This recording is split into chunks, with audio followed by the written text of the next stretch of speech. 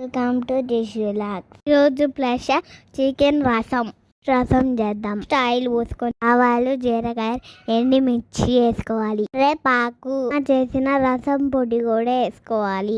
ఇంకో పొడి, పసుపు కూడా వేసుకోవాలి. అమ్మ ముందుగానే చింతపండు నానబెట్టింది. పండు, టమాటాలు. అమ్మ చేసిన రసం పొడి కూడా మిక్స్ చేసింది.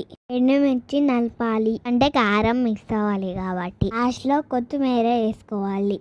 అవి పొంగేంత వరకు ఉంచి దించేయాలి. చికెన్ కడుక్కుందాం.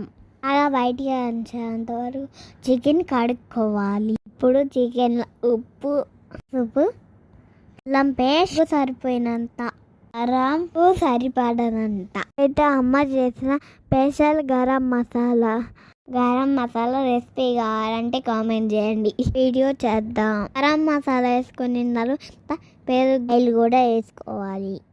అన్నీ మిక్స్ చేసుకొని తర్వాత పక్కన పెట్టుకోవాలి. ప్యాన్ పెట్టుకొని ఆయిల్ పోసుకోవాలి. అన్నీ వేసుకోవాలి, కొంచెంసేపు వేపాలి.